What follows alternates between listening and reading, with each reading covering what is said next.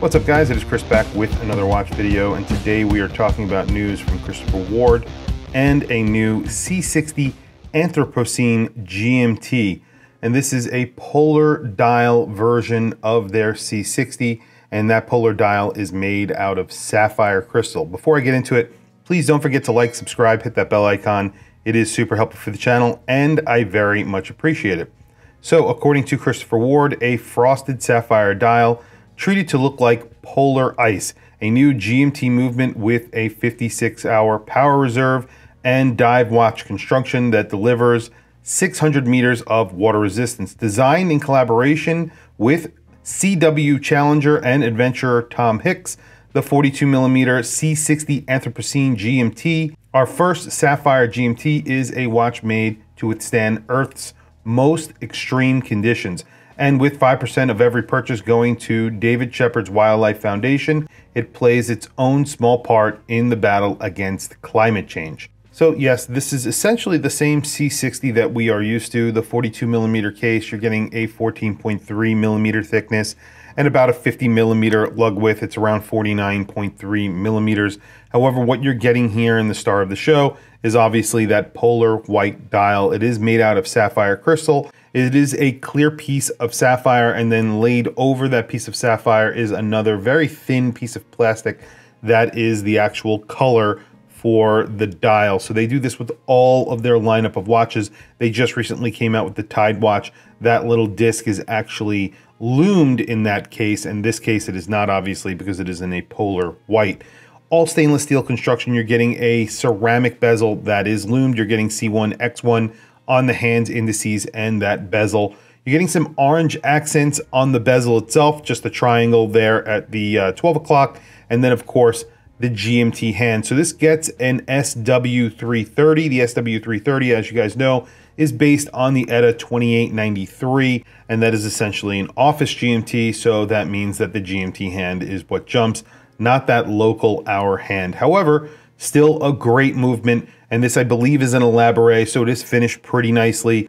Also, the SW330 is a thinner movement. It is Solida's higher end movement, so this is going to be a little bit better to look at from the case back as well. Prices on these are on the steeper side for Christopher Ward, but definitely worth it. The sapphire dials, I think, are definitely worth it. I have actually 3 of them in for review. I recently did a review on the orange dial that recently came out, and I think that's a great watch. It's like a blood orange. This is a very deep white, so you could see a little bit through the dial. It is not incredibly transparent, and I think that's kind of what they were going for. It looks really very sharp, very clean, and very snow-like. So that polar dial, it actually does work really well. A very good polar dial is what they went with here. $1,315. I believe that the blue dial that I actually featured on the channel here is around $1,000 on the bracelet, or $1,100 on the bracelet. So it's a little bit more, and you're getting that sapphire dial and the GMT. So really not a bad price at all when you really consider it's only maybe a $300 increase. That's actually very, very good. These are going to be available in mid-September, so they're currently not available. However, you can pre-order if you want one on their website currently, and I believe that they offer it on a strap as well, and that would be a little bit cheaper. However, I definitely recommend with every Christopher Ward, no matter what, buy it on a bracelet. The bracelets are phenomenal. You get that quick release, that quick on-the-fly adjustment. It is really good. Just a great bracelet all around. I really love Christopher Ward. I recently bought my first Christopher Ward, which is a C65 dive timer. Limited edition, and I absolutely love that watch. It's a fantastic watch. But tell me what you guys think in the comments below about this watch, the C60 Anthropocene GMT. Christopher Ward churning out dials, churning out new versions of their watches constantly.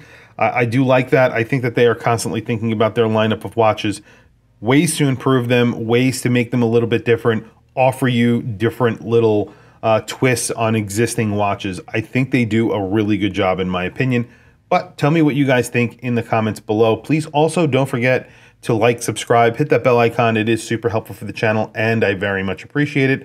Please follow me on Instagram. My Instagram is WatchChrisBlog.